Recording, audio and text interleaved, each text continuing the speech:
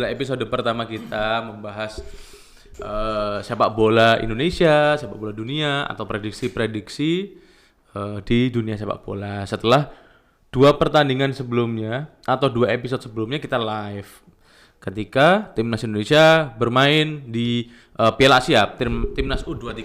Nah, hari ini adalah episode perdana, bukan live streaming tapi ya nggak apa-apa lah, tapping. Kita akan membahas mengenai sepak bola dunia bersama tetap wartawan senior olahraga asal Jawa Pos, Mas Sidik. Apa kabar, Mas? Kabar baik, Mas. Alhamdulillah. Beliau adalah wartawan senior.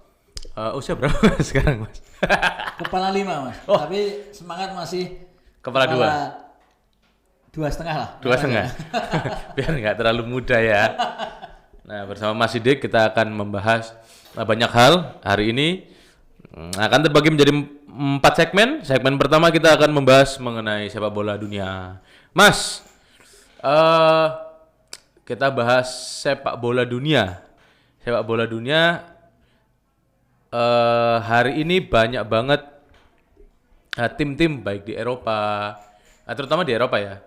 Itu yang tidak kita prediksi juara malah juara, tidak kita prediksi berada di papan atas malah berada di papan atas, termasuk Bayer Leverkusen bersama Xabi Alonso. Menurut jenengan apa sih, Mas, kok bisa kemudian misalnya Bayer Leverkusen dan Xabi Alonso kemudian menjadi juara bahkan tidak terkalahkan di Bundesliga hingga hari ini? Iya. Kalau saya melihat faktor pelatih, Mas. Kebetulan salah satu pemuja Xabi Alonso saya, Mas. Oke. Di handphone saya aja nulisnya kan Alonso ya, Mas. Oke. Karena saya melihat, Mas, kalau saya mempunyai pandangan bahwa pelatih yang bagus adalah gelandang bertahan. Ya. Nah, ketika bermain Xabi Alonso merupakan salah satu pemain yang cerdas. Seperti ketika Guardiola masih bermain. Dia bermain di Barcelona, pernah juga memperkuat AS Roma sebelum tersandung tanda kutip masalah ya. Kemudian kita melihat juga ada Carlo Ancelotti. Kemudian kita lihat di Inggris siapa yang bisa mengganggu Guardiola? Mikel Arteta. Nah, bahwa Xabi Alonso memainkan sebenarnya sepak bola yang sederhana, Mas. Dapat bola, kasih gerak, gitu saja. Ya. Ini istilahnya kata orang-orang sini, bapak ini simple, ya Mas. Nah, tapi kan juga butuh suasana tim, motivator tim, dan itu dimiliki oleh Xabi Alonso. Bagaimana kita ingat ketika Real Madrid juara Liga Champions, Xabi Alonso istilahnya bermain sangat fight sehingga dia dapat kartu kuning agar ketika itu Madrid bisa lolos, ya Mas. Dan ternyata di final dia nggak main dan juara. Kita tapi melihat bagaimana selebrasi Xabi Alonso dari tribun. Bagaimana kita lihat. Nah, kemudian materi pemain sebenarnya juga nggak bagus-bagus. Bukan sekali. Pemain bintang loh, Mas, sebenarnya. Banyak pemain yang mungkin sempat bermain di klub-klub lain sebelumnya dan dianggap bintang tapi flop. Paling yang diingat hanya satu, Mas, mantan gelandang Arsenal yang ada di Bayer Leverkusen. Saka. Nah, itu aja. Lainnya nggak ada, Mas. Beda dengan Bayern Munchen. Ya, sebenarnya sangat sedih karena Bayern Munchen adalah tim favorit saya, Mas. Ya, dan udah ada Lewandowski yang harusnya dia bisa mencetak gelar pertama bagi dirinya. Ya, betul. Dan kebetulan saya ada rezeki waktu penugasan saya sempat ke markasnya Bayern Munchen ketika ditangani oleh Jurgen Klinsmann. Oke. 2008. Jadi impian yang terwujud. Dan ketika musim ini Xabi Alonso memegang Leverkusen dan Bayern Munchen juga bermain, sebenarnya istilahnya macam orang lebih kan bilangnya hatinya terbelah. Iya. Apakah mendukung tim atau mendukung pemain? Seperti halnya teman punya hal seperti ini. Dia pendukung Ancelotti dan AC Milan, Mas. Kemanapun tim yang dilatih Ancelotti dia dukung, tapi tetap ada embelnya AC Milan dia dukung. Nah, dengan Xabi Alonso yang juga sudah memahami atmosfer sepak bola Jerman ketika dia membela Bayern Munchen, ya pemain yang sangat spesial karena Guardiola yang memanggil dia langsung. Nah, kita melihat bahwa apapun dalam ilmu kepelatihan Xabi Alonso, walaupun tidak 100% ataupun mungkin 50% turun lah, tidak jauh beda dengan ilmu yang dia dapat dari Guardiola dan Ancelotti. Begitu pula waktu dia di ini, Mas ya, apa namanya di Liverpool bersama Rafa Benitez dan sebelumnya di klub Spanyol, Real Sociedad. Dan di Real Sociedad juga Xabi Alonso memulai karir kepelatihan Mas. Ya. Tim mudanya. Dan bagi saya Xabi Alonso dan Steven Gerrard merupakan gelandang terbaik sepanjang masanya Liverpool. Oke. Meskipun ada pemain-pemain lain, ada Jordan Henderson dan sebagainya. Ketika keajaiban Turki, Henderson belum ada. Ya, belum ada. Ya.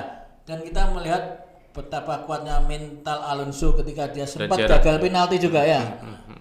Bahwa pemilihan Alonso juga dia bertahan di Leverkusen daripada menerima pinangan klub-klub besar, Real Madrid, kemudian Bayern Munchen, bagi saya juga sangat tepat. Hingga Liverpool kalau nggak salah juga sempat mengajukan tawaran ini ataupun ada 3 menawari. Klub besar dan ketiganya pernah dia bela, tapi dia memilih bertahan di Bayer Leverkusen. Saya pikir ini keputusan yang bijak. Ketika dia pindah ke klub yang besar dan gagal, prestasi yang dia raih di Leverkusen istilahnya akan dilupakan. Nah, tadi jenengan sempat ngomongin masalah keajaiban Turki, Mas Ibu. Mungkin bisa diingatkan nggak, Mas? Apa sih keajaiban Turki itu? Kan pasti banyak penonton yang mungkin dia lahir ketika di awal tahun 2000-an atau bahkan setelah keajaiban Turki terjadi. Ya, di Istanbul ya. Saya sendiri termasuk yang kalau orang sekarang bilangnya apa Mas, kena hoax ya Mas ya. Sudah 3-0 siapa yang nyangka Mas? Saya tinggal aja ya Mas ya. Paginya sampai nggak percaya. Kok Liverpool yang juara gitu ya. Nah, inilah salah satu drama di sepak bola. Drama paling menarik di sepak bola. Selain Bayern Munchen kalah dari MU. Ya, pertandingan paling dramatis itu. Betul. Di final Liga Champions 2005 antara AC Milan melawan Liverpool di Turki. Ya. Saat itu Liverpool dan AC Milan dihuni oleh pemain-pemain bintang semuanya. Oh, enggak sih Mas, sebenarnya lebih ke AC Milan ya yang isinya pemain bintang AC semuanya. Milan, kipernya masih ada Dida. Masih ada Dida ya, masih ada Kakak juga, masih ada Inzaghi, masih ada Crespo bahkan. Dan ini akan membuat Alonso salah satu pelatih yang akan masuk di level papan atas bagi saya Mas. Dengan sekarang di kompetisi sudah memasuki pekan ke-32 tidak pernah kalah. 20 kali menang, 6 kali imbang. Salah satu yang dikalahkan adalah Bayern Munchen. Tapi bukannya rekor tidak terkalahkan itu juga pernah dilakukan oleh Bayern Munchen ketika ditangani oleh Pep ya Mas ya? Enggak ya? Iya, Pep pernah tahu? Iya. Berarti memang sebenarnya Xabi Alonso tidak memecahkan rekor apapun. Tidak. Hanya dia kan pelatih debutan. Di musim lalu, di musim lalu dia menangani Bayer Leverkusen dengan keputusan bagi saya yang tepat. Namanya pelatih pengganti di tengah jalan ketika gagal dianggap biasa. Tapi ketika berhasil akan selalu dengan, dan itu diambil keputusannya oleh Xabi Alonso dengan meninggalkan Real Sociedad B, dia menangani Bayer Leverkusen. Dan hasilnya mulai dari bawah dan mengakhirinya di papan atas sehingga bisa main di Europa League ya. Dan sekarang pun masih sampai babak semifinal. Jadi ada kemungkinan kabarnya kalau memang Xabi Alonso cara bermainnya tetap seperti ini dan bisa terus membawa Bayer Leverkusen menang, dia ada kesempatan untuk treble winner, Mas. Iya ya. Bundesliga, Europa League sama Piala Jerman. Nah, ini bagi Guardiola pernah. Oh enggak, kalau di Bayer Guardiola enggak sampai juara Liga Champions. Yang juara Liga Champions adalah pelatih sebelum Guardiola. Ancelotti. Bukan, pelatih dengan rambut putih, Mas. Dia itu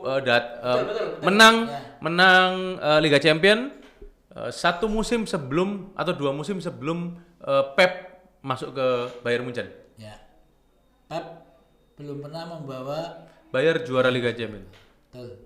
Jadi waktu itu kegagalan Pep di Bayern Munchen adalah dia tidak pernah membawa Bayern untuk Otmar Hitzfeld. Ya. Oh, bukan. Jupp Heynckes. Oh, Jupp Heynckes ya. Pelatih yang comeback. Yes. Nah, pelatih itu kalau kita lihat permainan Bayern Munchen saat dipegang Jupp Heynckes itu Menurut saya jauh lebih simpel daripada ketika dipegang oleh Pep. Yes. Nah, kalau itu kemudian Xabi Alonso bisa treble, dia akan menyamai rekor Jupp Heynckes, Mas. Ya. Treble winner. Nah, dari Leverkusen sekarang kita terbang sedikit ke sepak bola dunia tim nasional, Mas. Ya. Sebentar lagi ada Euro 2024 yang diselenggarakan di Jerman. Ya. Prediksi siapa yang akan juara, Mas, di Euro kali ini? Karena di Euro 2020 Ya.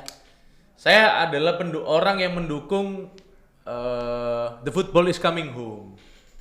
Sepak bola harus kembali ke rumah sebagai juara Inggris, tapi ternyata kita kalah di final melawan Italia. Tapi kita nggak tahu golden eranya Inggris sudah habis atau belum, karena banyak pemain Inggris yang ketika main di klubnya sekarang agak flop, termasuk juga Marcus Rashford. Saya ini orang yang sangat fanatik Mas dengan Oke. Jerman. Jadi setiap kejuaraan ya selalu mendukungnya Jerman. Dan di Euro ini saya tetap mendukung Jerman. Walaupun di tengah perjalanan ada pergantian pelatih. Nah, tapi apakah tahun ini tuh Jerman masih memiliki pemain-pemain golden era, Mas, seperti di Piala Dunia 2014? Beberapa pemain muda mulai dimasukkan di tim ini, Mas. Ya. Kita sudah tidak berharap. Nama Kroos kan sudah nggak ada di tim karena dia memutuskan mundur. Ini akan menjadi bukti bahwa regenerasi di tim nasional Jerman terus berlangsung. Oke. Pagi ini bermain di kandang, walaupun Jerman di beberapa tahun ketika menjadi tuan rumah selalu flop. tidak berhasil. Termasuk di Piala Dunia 2006. Betul. Kita juga ingat bagaimana Jerman merasakan kegagalan di Piala Eropa di kandangnya sendiri juga. Tahun 88. 88. Oke. Kita ingat gol terbaik Van Basten ya. Oh iya. Ingat. Rinat Dasayev dari waktu itu masih bernama Jerman Barat. Bukan, masih bernama Rusia. Oh iya. Ya, karena finalnya antara Belanda melawan Rusia. Salah satu gol yang diingat adalah gol kelas dunia dari Marco van Basten. Dan mulai lahirnya trio Belanda, Ruud Gullit, Frank Rijkaard dan Van Basten. Tapi sayang Van Basten harus pensiun dini, Mas, ya, di dunia sepak bola. Ya, cedera lutut membuat dia tidak bisa bertahan lama, dan ketika menjadi pelatih juga tidak terlalu sukses. Ya, tidak terlalu moncer ya. Kalau orang sini bilang mendiang Maradona yang pemain hebat pun ketika menangani Argentina sebagai pelatih kacau. Tidak mudah memang untuk menjadi seorang pelatih nasional. Beda ketika menjadi pemain. Tapi kemudian emang menjamin, Mas, ketika bermain ia cemerlang tapi menjadi pelatih ia juga cemerlang? Kan tidak kan? Tidak. Tapi ada beberapa. Oke. Franz Beckenbauer. Ya, sukses membuat Jerman juara 74 dan juara Piala Dunia 90, finalis 86. Ada satu nama lagi. Oh, sebelum Zidane ada satu nama, Mas. Johan Cruyff. Ya, Johan Cruyff. Dia pemain Ajax. Tapi dia sukses di klub, Mas. Ya, sukses di klub dan di timnas dia lumayan lah, bisa menjadi otak permainan lah. Ketika menjadi pelatih, dia salah satu yang melahirkan Pep Guardiola. Yes, total football. Guardiola di Barcelona ketika itu sama-sama sebagai gelandang petarung tapi tidak menjadi pelatih hebat. Siapa itu, Mas? Josep Mario Bakero ya, Josep Mario Bakero. Oke. Ada juga The Little Buddha yang Londos itu Mas ya, pernah ke Lazio tapi tidak ada yang berkecimpung di dunia kepelatihan. Oke, berarti memang sebenarnya Ivan de la Pena. Oke. Berarti sebenarnya pemain yang hebat di lapangan ketika dia terjun sebagai pelatih pun tidak menjamin bisa sukses, Mas ya, dengan nama besarnya. Untuk, menyatukan pemain bintang, menyatukan ego-ego pemain yang sangat besar tidak mudah juga. Oke. Bagaimana kita ingat Zidane menyatukan tim besar di Real Madrid. Sebelumnya malah sebutan Los Galacticos kan bukan zamannya Zidane, Mas. Ya. Los Galacticos jilid 1. Dari Luxemburgo, ya. Iya. Nah, pemain bintang-bintang. Waktu itu Zidane bermain tapi kan? Ya, didatangkanlah Kakak juga enggak. Oke, jadi Los Galacticos jilid pertama itu di awal-awal tahun 2000-an Mas ya, ketika Madrid mendatangkan Figo, Ronaldo, Beckham, Zidane, hampir pemain-pemain top dunia lah bermain di Real Madrid. Kemudian Los Galacticos jilid 2 itu ketika musim 2000 menjelang 2010 hingga 2000 sekarang Mas ya. Sempat mungkin masih ingat ada Robinho bermain di situ. Terus ada lagi Rafael van der Vaart main di situ, Wesley Sneijder main di situ. Ada Arjen Robben pun main di Real Madrid, tapi kemudian pelatihnya yang belum bisa menyatukan pemain-pemain itu. Ben Schuster kan akhirnya dipecat juga, tidak bertahan lama, bahkan sekelas Mourinho pun akhirnya harus hengkang karena tidak kuat dengan tekanan itu. Iya, memang harus menguasai istilahnya psikologis. Yes. Psikologi pemain bagaimana. Kalau di Indonesia pun banyak seperti itu Mas, pelatih dengan level tinggi, dengan nama besar, tapi tidak bisa melakukan pendekatan ke pemain. Ada yang pelatih biasa-biasa saja tapi kemampuan mendekati pemainnya sangat bagus, sehingga istilahnya sudah musim laku, kemudian timnya juga nggak jelek-jelek amat. Contohnya siapa itu Mas? Ada almarhum Suharno Mas ya. Dia sangat dekat dengan pemain. Dia memanggil pemain itu ada julukan tersendiri Mas, dan pemainnya merasa diperhatikan. Ada juga dulu almarhum Andi Teguh. Kalau sekarang sudah meninggal. Sekarang pelatih yang sangat dekat mungkin yang orang mengenalkan Rahmat Darmawan. Kemudian Jackson F. Tiago. Seperti itu. Di Indonesia sepak bola bukan hanya melulu tentang latihan dan latihan. Kita ingat bagaimana ilmunya seorang orang sering cerita kepada ilmunya seorang Danur Windo Mas ya. Dia katanya harusnya tinggal dan latihnya bukan di Indonesia, di Eropa Mas, karena ilmunya sangat luar biasa. Danur Windo adalah salah satu sosok yang ketika PSSI juara SEA Games 91 dan melahirkan pemain-pemain hebat di proyek PSSI Primavera. Oh, itu pelatihnya beliau. Dia menjadi asisten. Asisten, oke. Ketika Indonesia ditangani beberapa pelatih hebat. Swan Goran Eriksson pernah menangani Inggris, menangani Lazio ya. Kemudian ada juga asistennya Todd Grip, sangat hebat. Indonesia pernah tidak banyak tapi pernah didatangi pelatih-pelatih hebat. Timnas U23, tim Indonesia 23 di SEA Games 2006 di Doha pernah ditangani pelatih yang membawa membawa Belanda juara Eropa 23 Mas. Fove de Haan. Oke, tapi kemudian kayaknya PSSI tidak percaya dengan pelatih asing Mas ya. Setelah itu kan ada Wim Resbergen yang juga gabung tapi ternyata dia flop cuma berapa bulan, sebulan 2 bulan. Iya, karena waktu itu kayaknya kan instan Mas, padahal butuh proses. Sekelas Fove de Haan juga butuh waktu untuk bukan langsung hanya diterjunkan untuk persiapan Asian Games. Saya masih ingat Mas. Peter White, bagaimana dia di Thailand bisa juara, tapi kemudian ketika di Indonesia Riedel di Vietnam. Ya sudah, iya. Riedel di Vietnam juga juara. Saya masih ingat Mas, sambil ini intermezzo saya lihat pernah ketemu anak buahnya Fove de Haan. Dia dilatih di Belanda lama Mas. Dan ketika dia berjualan kikil Mas. Wow. Saya sampai bercanda, pasti enak ini, resepnya ini pasti dari Fove de Haan. Tertawa Mas, tidak ada hubungannya memang. Oh, tapi dia pemain sepak bola dulu? Pemain sepak bola, dan kebetulan sekarang dia sudah tidak aktif berjualan dan menjadi petugas keamanan. Oke. Inilah dunia sepak bola Indonesia, Mas ya. Tidak mempersiapkan diri ketika dia masa berjaya. Mungkin beda dengan di Eropa. Kita ingat Materazzi yang sangat nakal pun dia ternyata dapat gelar S2 ya Mas ya. Nah, seperti itu. Tapi ya kita tidak bisa menafikan bahwa pemain-pemain yang berkarir di Eropa pun terkadang juga terjelungup Mas nek basa Surabaya nih. Adriano, sekelas Ronaldinho bahkan juga sempat dan Ronaldinho bahkan sempat masuk penjara. Juga ada beberapa pemain lainnya yang kemudian dituduh karena pelecehan seksual, karena judi, karena pajak. Bahkan sekarang Paul Pogba tidak boleh bermain selama 4 musim. Nah, hal seperti itu kan sebenarnya itu juga menjadi Eropa itu kan menjadi kiblat sepak bola di seluruh dunia Mas, termasuk di Indonesia. Apakah hal-hal seperti itu juga akhirnya menjadi presiden buruk bagi sepak bola Eropa?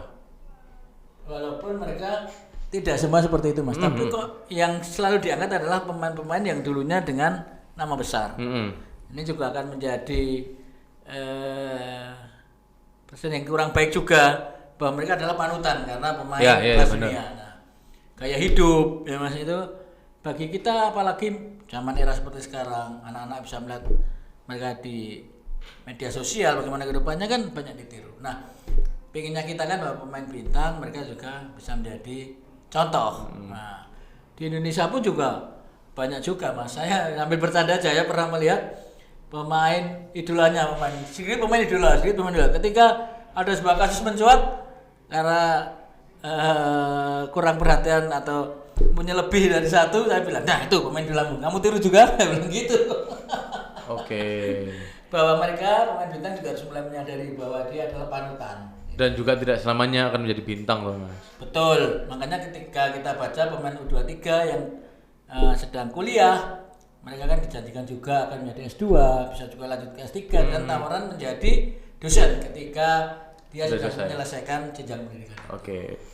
Nah, kita kembali lagi ke Piala Eropa Mas. Selain Jerman, siapa lagi yang memiliki kans atau peluang besar moncer di Piala Eropa kali ini? Inggris bagi saya. Inggris. Karena kenapa tidak banyak perubahan di tim tersebut. Oke. Usia yang semakin matang membuat Gareth Southgate juga bisa menyatu dengan tim, tidak banyak masalah, tidak ada pemberitaan miring tentang Gareth Southgate.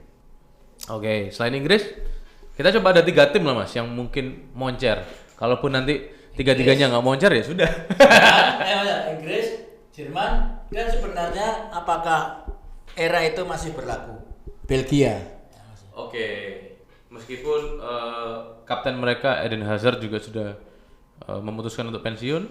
Iya, tapi mereka masih mempunyai pemain Manchester City. Oke, Kevin De Bruyne. Kevin. Itu jenengan ya, berarti Inggris, Jerman, Belgia. Kalau saya Inggris, Italia dan Belanda Mas, karena Belanda pemain mudanya sudah lumayan oke. Di belakang Van Dijk dan Nathan Ake juga semakin kuat. Atau bahkan satu lagi tim yang mungkin saja akan menjadi juara adalah Portugal.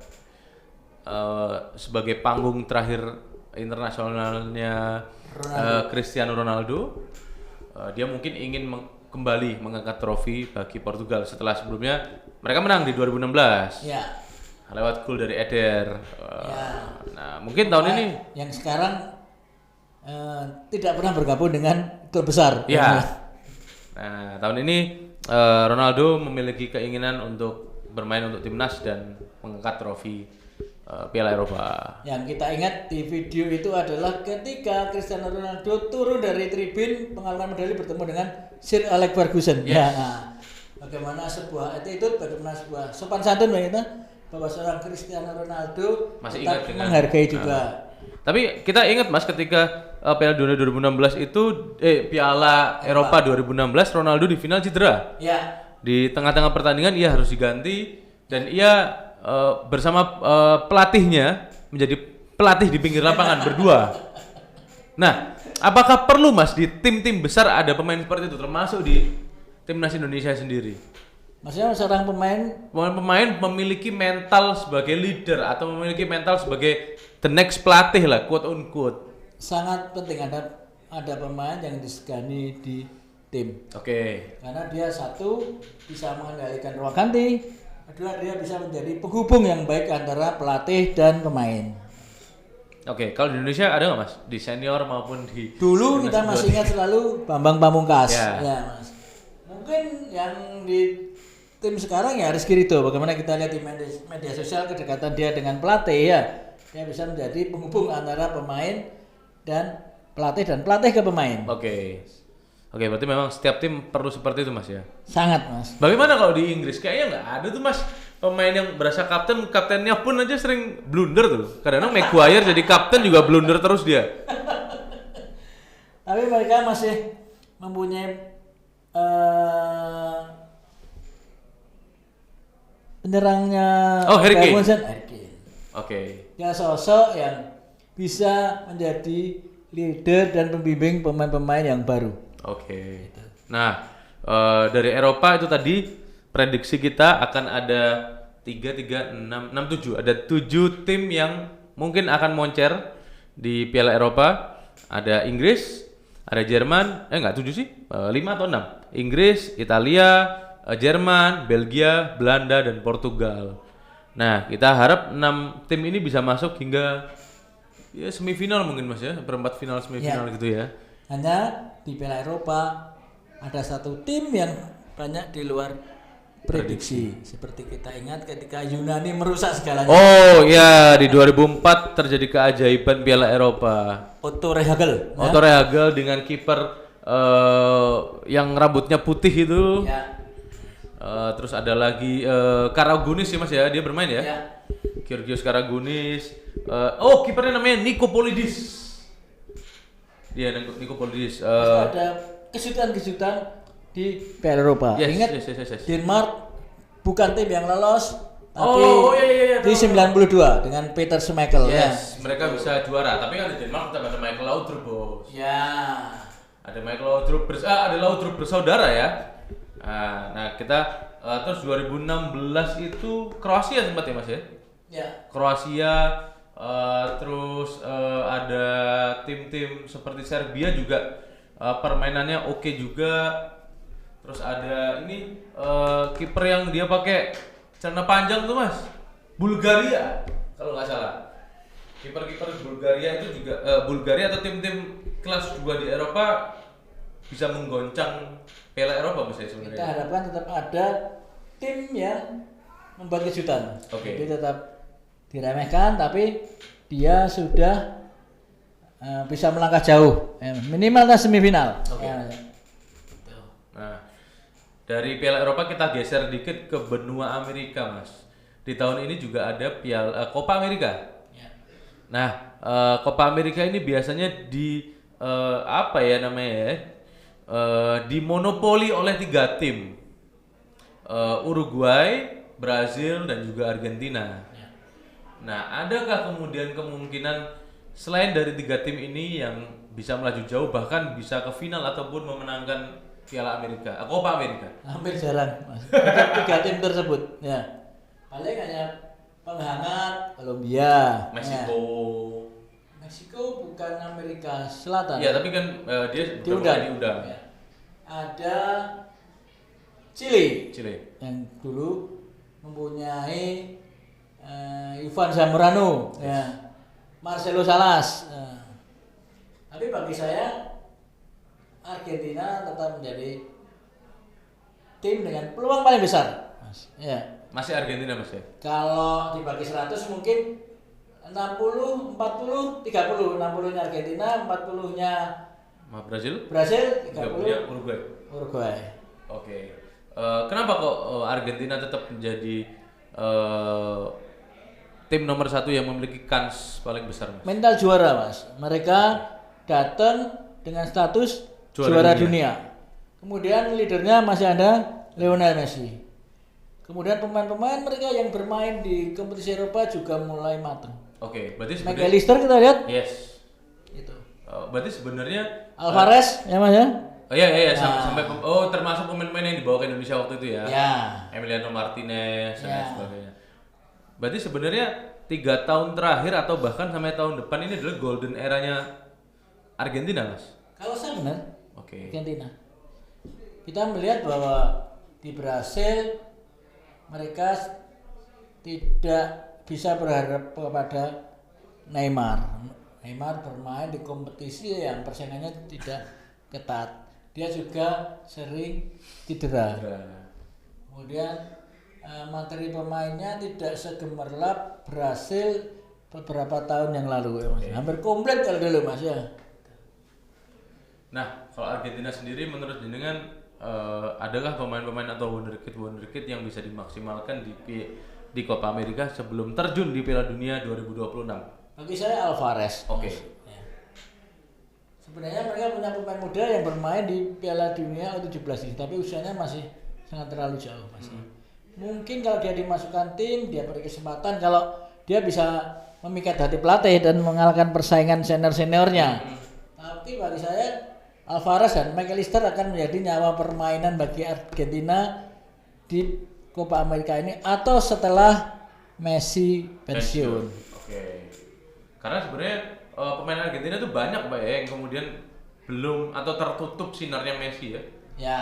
Ada Lautaro Martinez, ada Paulo Dybala yang mungkin sampai sekarang masih aktif bermain di Eropa. Apakah kemudian Copa America ini akan menjadi panggung-panggung bagi mereka yang tersisih itu, Pak? Kesempatan, Mas. Oke. Ketika Messi dan bermain di penampilan puncaknya, semua akan tertutup. Tapi ketika Messi istilahnya tidak bermain sesuai harapan karena cedera, karena kawalan yang ketat. Nah, Dybala menjadi salah satu kandidat kuat menjadi pemain yang bisa mengisi tempat yang ditinggalkan oleh Messi. Oke. Karena dia lebih senior. Oke. Nah, dari sepak bola dunia kita masuk sekarang ke timnas Indonesia. Segmen timnas Indonesia. Mas Sidik, timnas Indonesia baik senior maupun kelompok umur punya gawe besar. Ya. Kelompok umur U23 akan melawan Guinea di babak playoff Olimpiade, sedangkan tim senior ada kualifikasi Piala Dunia di bulan Juni nanti. Ya. Prediksi jenengan Mas, pertama terkait pertandingan U23 melawan Guinea, tertutup pertandingannya di Perancis, hanya disiarkan di websitenya FIFA Plus kalau nggak salah. Kita bisa nonton di situ di FIFA Plus dan mungkin kita akan live streaming lagi, live komentator dan live analisis pertandingan Indonesia lawan Guinea. Nah, prediksi jenengan Mas, pertandingan tertutup antara Indonesia lawan Guinea di playoff, dua negara yang sedang berkembang banget sepak bola, apa yang terjadi kok kemudian tertutup? Apakah ada main mata antara dua tim beserta FIFA? Karena kita tahu Indonesia banyak diiriin oleh orang nih. Kok bisa FIFA membuka kantor di Indonesia? Mungkin takut Paris akan berisik ya. Oke. Karena supporter Indonesia yang terkenal sangat fanatik kemanapun akan diikuti loh Mas. Saya yakin kalau itu terbuka bisa satu stadion itu isinya orang penonton Indonesia. Ya Mas. Karena banyak WNI di Eropa. Guinea juga salah kalau menganggap negara Indonesia miskin. Tiket satu stadion bisa dibeli Mas. Ya. Bagaimana kita lihat di Qatar, jarak yang jauh bukan menjadi masalah. Apalagi di Paris, bagi yang punya duit bisa nonton, bisa piknik. Ya, benar. Seperti itu. Bahwa anggapan Guinea Indonesia negara miskin juga akan terbatas. Ke Paris pun dibayar, Mas. Dan akan didukung. Jangankan ke Paris, ke kutub Indonesia lawan Finlandia lo pasti didukung, Mas. Tim ini harusnya sudah adaptasi dengan cuaca. Tapi untungnya kan di bulan-bulan ini kan tidak jauh berbeda Mas. Yes, tidak ada dingin salju juga. ya. Kita berharap bahwa di Piala Asia kita mendapat banyak pelajaran. Guinea pun juga bersama sangat matang Mas. Kita tahu informasi terakhir bagaimana Guinea mendatangkan pemain yang dulunya bermain di Arsenal untuk membantu persiapan mereka menghadapi Indonesia. Berarti sebenarnya Guinea juga takut Mas dengan Indonesia karena Australia, Korea Selatan aja di habis. Itulah yang membuat sekarang semua negara waspada pada kita. Oke. Nah itu tadi timnas U23. Kalau kemudian timnas senior Mas, kualifikasi Piala Dunia ronde 2 ya ini ya, 2 pertandingan terakhir melawan Irak dan Filipina. Prediksi Anda seperti apa Mas? Apakah kemudian Indonesia akan menyapu kemenangan atau Sintayong masih memiliki taktik-taktik khusus? Oke, kita nggak apa-apa kalah lawan Irak, yang penting kita menang lawan Filipina. Sebenarnya saya berharap bahwa kesempatan terbesar adalah ketika kita sudah menang di pertandingan pertama, ketika menjadi tuan rumah, kita bisa memaklumi ketika menghadapi Irak di Baghdad ya, bagaimana stadion penuh, kita bisa memahami tekanan pemain Indonesia ya, dan belajar dari situ. Sebenarnya permainan Irak seperti hanya tim U23-nya kan kita bisa ngimbangin. Ya. Hanya Mereka setimpel lah Mas ya. Ya, hanya kita tidak boleh lengah. Yes. Itu sedang menghadapi Filipina yang dengan level sepak bola kita sekarang seharusnya tidak menjadi masalah, Mas. Oke. Bagi pemain-pemain Filipina kan bermain di Liga Indonesia, termasuk menantunya Christian Gonzalez yang bermain di Persita kemarin. Kemudian pernah ada gelandangnya Persib Bandung ya. Beberapa kiper, ada kipernya Persib Bandung ya. Nah, itulah sebenarnya kita sudah sudah mengenal karakter pemain-pemain dari Filipina. Oke. Prediksi jenengan di 2 pertandingan itu, pertama prediksi antara Indonesia dan Guinea, Mas. Siapa yang akan memberikan kemenangan dan berapa skornya? Kebetulan kedua tim ini kan sama-sama buta, Mas. Tapi kita memprediksi bahwa permainan Afrika yang di Guinea menghadapi Indonesia yang bertipe seperti negara Asia Barat ya, seperti Korea, Jepang, tim Afrika biasanya menghadapi kesulitan. Oke, karena kelincahan-kelincahan dan juga taktik-taktik tertentu, Mas. Stamina yang kuat itu, Mas. Nah, sedangkan sepak bola Afrika banyak mengandalkan Fisik. Selain itu ada seninya, Mas. Nah, itu Oke. yang bisa menjadi titik lemah juga ketika mereka istilahnya, kata orang Surbo, kakek action nih, ya, bisa kita manfaatkan. Apple digowo terus. Goreng ya.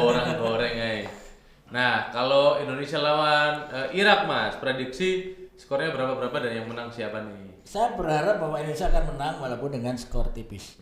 Dukungan penonton pasti akan melimpah. Ini menjadi salah satu senjata kita. Seperti halnya senjatanya Irak ketika menjamu Indonesia.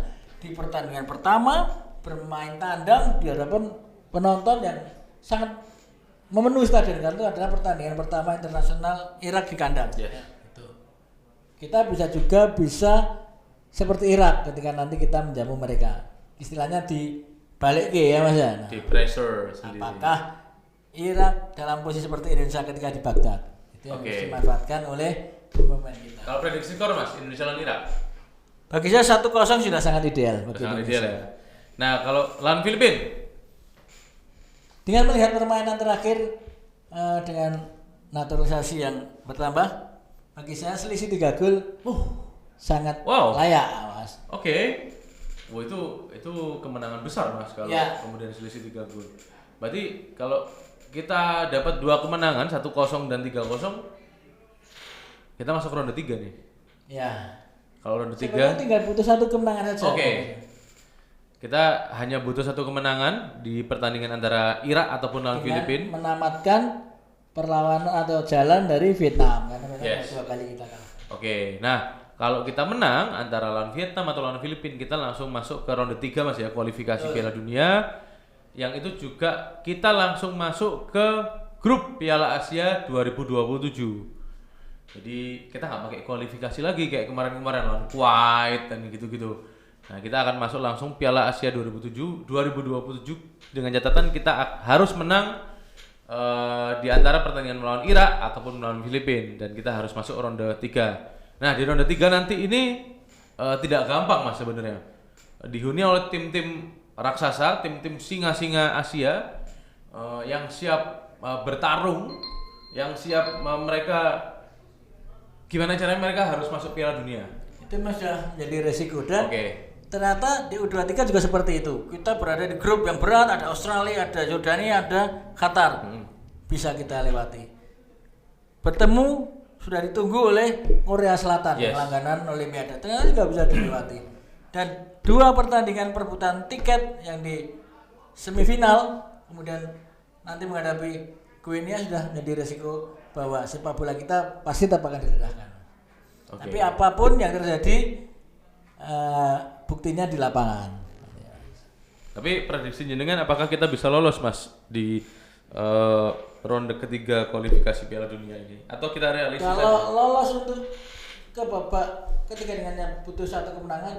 Oke. Tapi nanti di ronde ketiganya kita berharap bahwa Sintayong, kemudian pihak PSSI dan pemerintah juga mulai memanggil pemain-pemain yang sudah dinaturalisasi untuk memperkuat kita, karena untuk di level yang tinggi kita butuh pemain yang berkompetisi juga di level yang tinggi. Jadi sebenarnya perkataan M. Tahir bahwa produk naturalisasi dan pemain lokal itu 11-12, menurut Mas Sigit seperti apa, Mas? Kalau sangat jauh, Mas, sangat jauh. Cara passing, kita lihat pemain-pemain yang berlaga di Liga Eropa, passingnya kan keras dan tegas. Itulah sebenarnya yang dicari oleh Sintayong. Kalaupun di Liga Indonesia passingnya seperti itu, bagi saya Sintayong nggak akan banyak mengambil pemain naturalisasi. Walaupun mereka tidak mau disebut naturalisasi, bahwa saya tetap pemain Indonesia. Itu Karena kelemahan dari kecil memang untuk passing lembek ya. Gerakannya dia lambat ya. Padahal di sepak bola modern butuh seperti itu. Passing yang kemudian didukung fisik dan pergerakan dan kecerdasan. Oke. Apakah kemudian yang disebutkan oleh M. Tahir ini adalah sebagai iri dan dengki, Mas? Kalau ditanya anak-anak SSB kamu tahu M. Tahir? Paling nggak tahu. Kalau orang Surabaya, terus M. Tahir tak? Paling jawabnya Pak Mudin nah, paling gitu Mas. Enggak, karena sebenarnya juga ada beberapa pemain di Liga Indonesia baik Liga 1, Liga 2, Liga 3 yang mereka mengomentari juga. Kenapa kok pemain Liga 2 yang bukan kita menyebut channel atau apa? Kenapa menjadi seorang yang dipercaya untuk berbicara? Alangkah baiknya pemain-pemain yang legendaris. Ya, kalau pemain lama ya pemain legendaris ataupun pemain Liga 1 yang timnya sekarang ada di papan atas. Betul, punya skill, kemudian punya hal-hal yang bisa dipetik bagus dari pemain yang dijadikan narasumber itu. Memang nama Tahir bagi penggemar sepak bola yang istilahnya yang fanatik, tahu dia pernah di Persipura. Tapi tidak banyak orang yang istilahnya pengetahuan sepak bolanya standar nggak akan tahu Mas. M. Tahir siapa? Kecuali yang kemudian yang dipanggil adalah BP. Betul. BP mungkin layak berkomentar karena dia pemain legenda di Indonesia, dia juga pernah bermain di luar negeri. Ya. Dia adalah kapten timnas. Dia memiliki skill heading yang mumpuni. Jadi kalau disuruh jadi pembicara kayaknya lebih layak. Dan BP, saya masih ingat cerita tentang BP yang akan selalu ingat dan ketika dia menjalani trial di sebuah klub di Jerman Mas, dia datang sendiri karena paling awal kosong di ruang ganti belum ada siapa-siapa, akhirnya datang temannya dan sebenarnya dia pernah menjadi penjaga gawang Jerman yang meninggal tertabrak kereta. Nah, bagaimana Bambang Pamungkas arek getas ini ya Mas, Kabupaten Semarang ini menulisnya dengan sangat bagus. Saya tidak semua hafal tulisan, tapi tulisan Bambang ini saya sangat ingat Mas. Bagaimana attitude Mas, bagaimana pemain yang levelnya sudah bermain di Bundesliga, ada pemain yang tidak kenal istilahnya Indonesia dari negara entah berantah, tapi bagaimana dia menghormati, memberikan semangat. Nah, seperti itu. Bahwa hal-hal yang dari Eropa banyak juga hal yang bagus. Bukan hanya bermain buat tentang attitude. Sebenarnya kita juga harus tentang pemain asing yang sangat berhubungan dengan sepak bola kita, mengambil pemain-pemain yang seperti itu Mas, punya attitude yang bagus. Ketika pemain asing mulai berulah, kalau dulu cekal saja kalau saya ya Mas, jangan di sini karena kita butuh perbaikan bukan hanya teknis tapi juga sopan santun, menghormati wasit, keputusan di lapangan. Nah, seperti itu. Dan ketika Mas bilang tentang pemain yang memberikan pendapat tentang naturalisasi 12-13, kalau dibandingkan bukan 12-13, 12 menghadapi 112 mungkin ya Mas ya. Bukan 12-13, 12 112. Kita melihat bagaimana pemain-pemain yang kita ibaratkan si Jordi Amat. Dia pernah bermain di Liga Spanyol. Ya, di Liga bermain Swansea juga pernah. Walaupun dengan usia setelah fisik dia menurun, tapi ada beberapa hal positif yang masih ada pada dia. Passing-passingnya. Betul. Kemudian dia menjaga bola. Balgot kita ingat ya. Keren. Dia bermain di Liga Inggris. Bagaimana ketika dia kembali, kita ingat bahwa dia menjadi andalan kita. Ketika orang bertanya, anak-anak nanyain kita yang memberi masukan ke PSSI, kritikan atau ke timnas tentang naturalisasi kurang baik karena kualitasnya 12-13 ini siapa sih? M. Tahir. Kata orang Surabaya kan pasti akan bertanya, sopo ya bilang gitu. Cok niki sopo? Cok. Orang Surabaya gitu. Tapi enggak apa-apa, mau disensor silakan, mau enggak disensor silakan editor. Nah, itu tadi prediksi kita di timnas Indonesia. Sekarang kita masuk segmen Liga Indonesia, Mas. Ya. Liga Indonesia sudah akan memasuki Championship Series. Ya. Dengan 4 tim ya Mas ya? 4 tim yang maju ke Championship Series, yakni Borneo, Persib, Bali United dan Madura United. Nah, sedangkan Borneo adalah menjadi tim yang juara di regular series. Saya sebenarnya sangat menyayangkan Mas, bahwa musim ini juaranya adalah Borneo. Harusnya. Karena kompetisi adalah pertandingan dari pertama sampai terakhir dengan sistem home away. Nggak perlu pakai lain. Ada Mas Premier League pakai 4 besar? Tidak ada.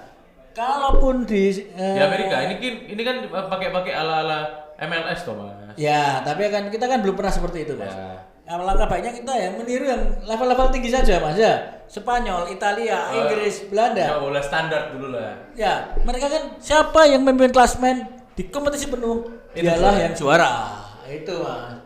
Kalau saya ya harusnya Borneo yang juara, sudah selesai. Udah nggak usah pakai nggak perlu Mas. Series lagi ya. Nggak perlu. Itu. Karena kan contoh yang baik kan bagus Mas ya.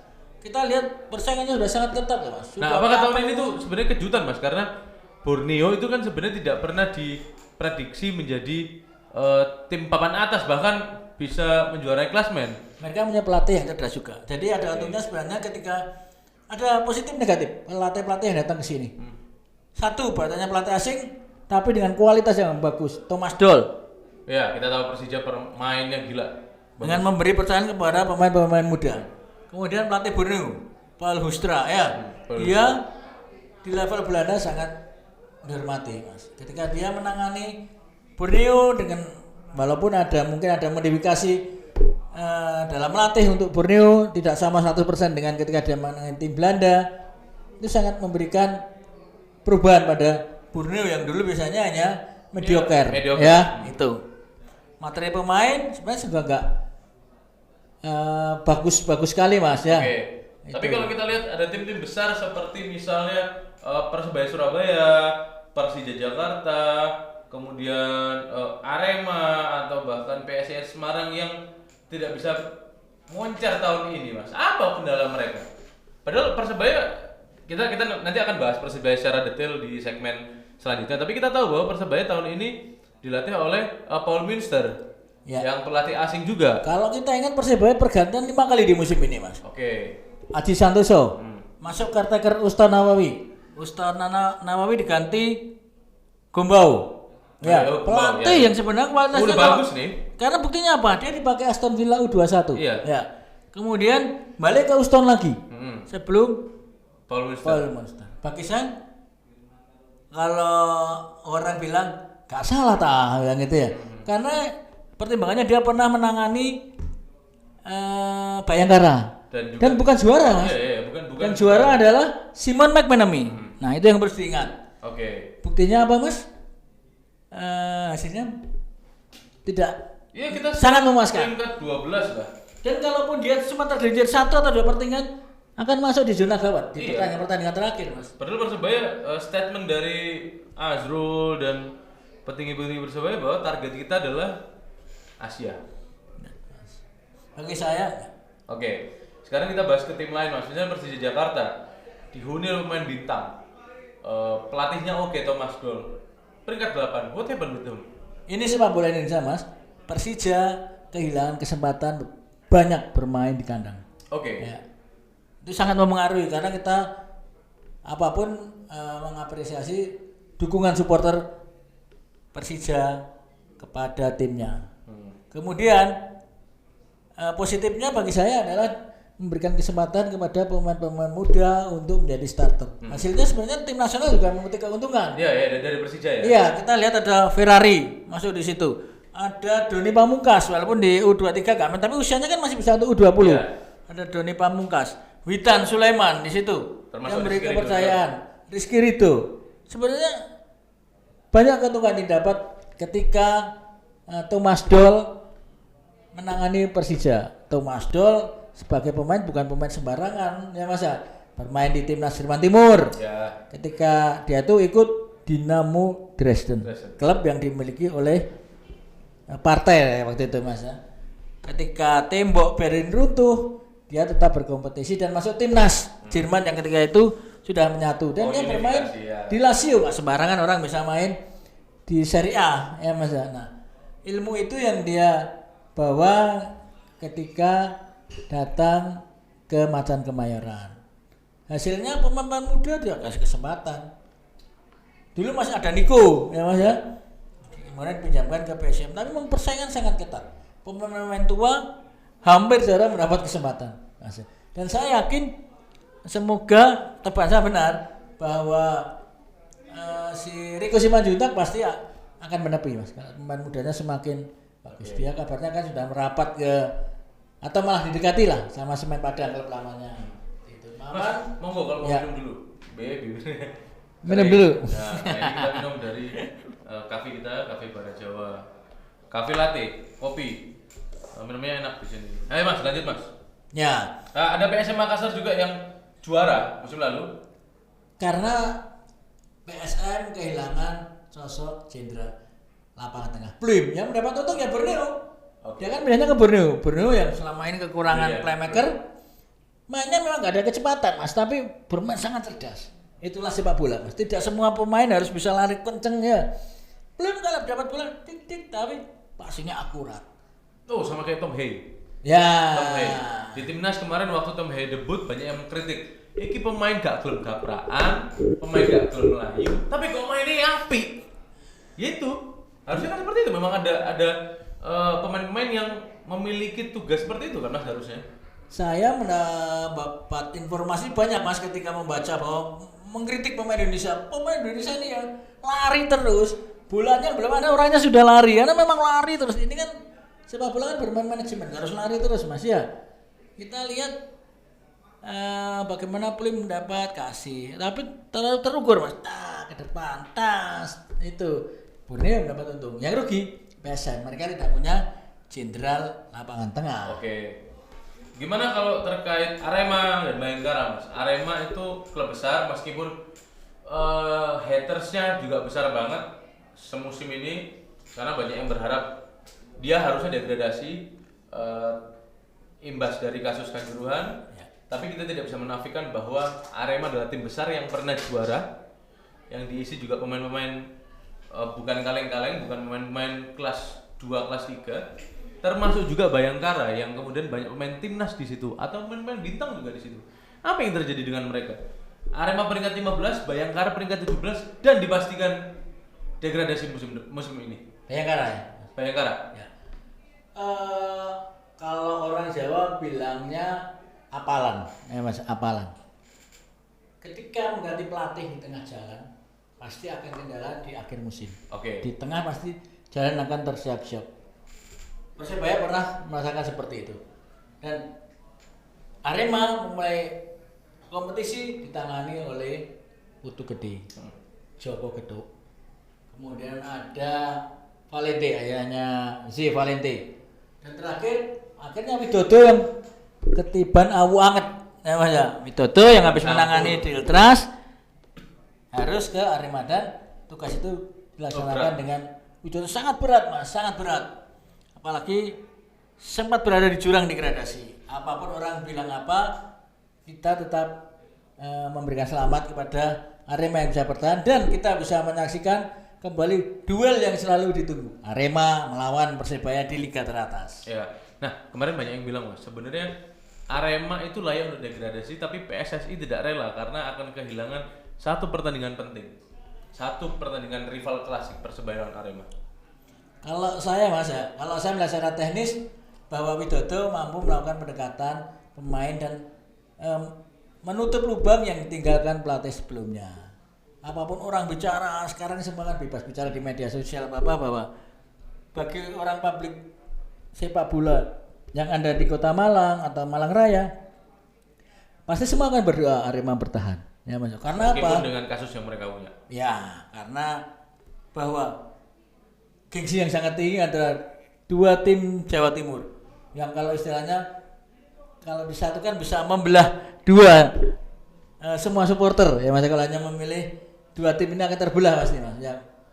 Karena Arema punya karakter sendiri dan punya sejarah sendiri, sedangkan Persebaya juga punya kekuatan tersendiri yang akan selalu ditunggu semua pertandingannya dan peringkat satunya pertandingan adalah melawan Arema dan ini akan selalu menarik walaupun ada satu pertandingan yang akan selalu diingat dalam kenangan yang sangat gelap, sangat pahit. Kita pertandingan yang dilaksanakan 1 Oktober ya Mas ya, yang memakan korban yang Tragedi Kanjuruhan. disebut nomor 2 terbanyak di dunia.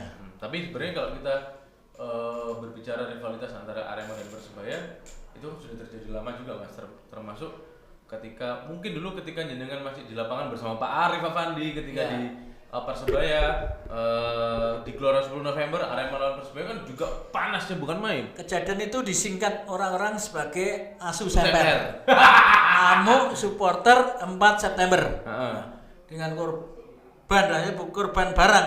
Satu perangkat televisinya rusak. Saya di stadion waktu itu, Mas. Masuk anjing waktu itu? Enggak. Oh, anjing enggak, Mas ya? Itu yang final Persik melawan Persis Solo yang anjing menggigit.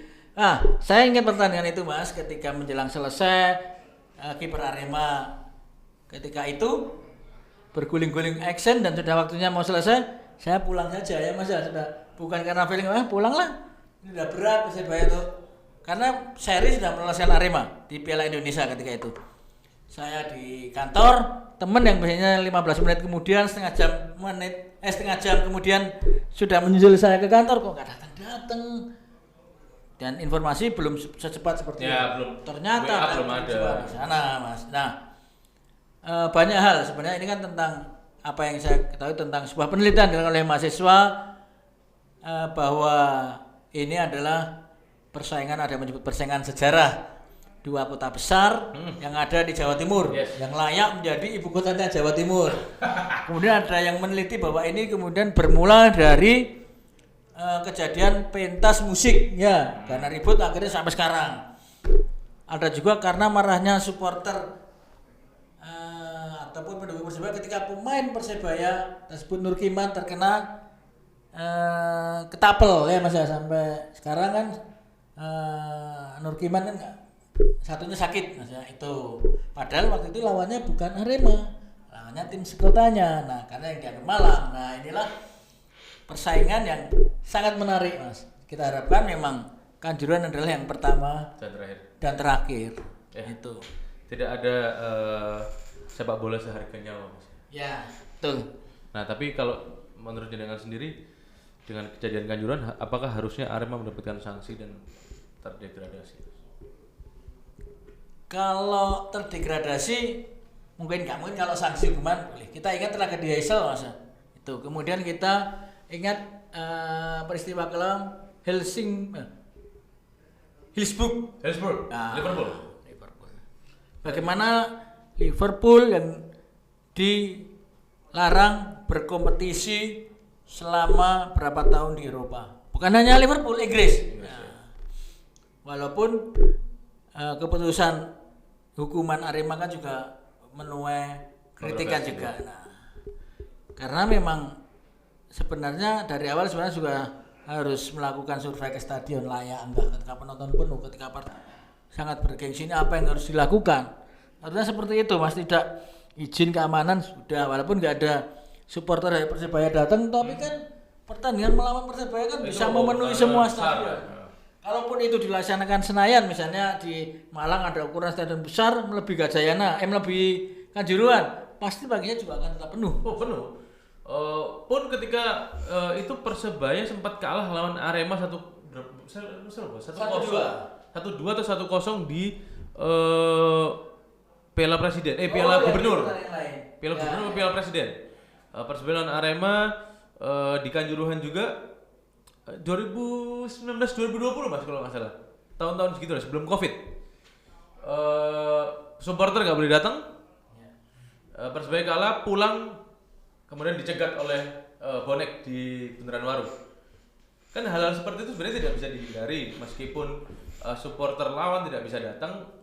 Fanatisme supporter tuan rumah kan tetap ada. Apa yang harus dilakukan PSSI agar kemudian tidak terjadi lagi kasus Kanjuruhan, Mas? Sudah mulai dilaksanakan, walaupun sebenarnya itu juga tidak bisa diterima 100%. Melarang supporter tim tamu untuk datang menyaksikan tim kesayangan di Partai W. Padahal salah satu seninya dari penonton adalah mendukung di Partai W. Bagaimana tekanan, tapi kan dengan perhitungan mungkin menghindari itu, Mas, yang gesekan yang kan bisa berakibat seperti itu. Kemudian harus terus dilakukan tentang kedewasaan supporter kita, bukan hanya Persebaya, Arema, tapi juga supporter. Ya, seperti itu. Karena kita juga melihat bagaimana kerasnya persaingan antara Persija dan Persib. Seperti halnya Persebaya dan Arema. 4 tim ini akan selalu ditunggu. Dan musim depan keempatnya masih ada di Liga. Ada semua. Oke. Nah Mas, prediksi Championship Series siapa yang akan keluar menjadi juara? Apakah Borneo, apakah Bali United, apakah kemudian Madura United? Dengan partai pertemuan antara peringkat 1 Borneo dan peringkat 4 Madura United. Pemenangnya adalah Borneo. Yang keras adalah Persib Bandung melawan Bali United. Dan pemenangnya bagi saya adalah Persib Bandung. Persib Bandung akan bertemu dengan Borneo Di final. Bagi saya dalam ketajaman pemain, kemudian semangat bermain, skill bermain, saya lebih condong kepada Persib Bandung untuk juara. Ya. Oke. Jadi sampai jumpa minggu depan di Bal-Balan Rek. Mas Uli dan manajemen Persebaya tonton sampai habis ya. Terima kasih. Wassalamualaikum warahmatullahi wabarakatuh. Waalaikumsalam warahmatullahi wabarakatuh.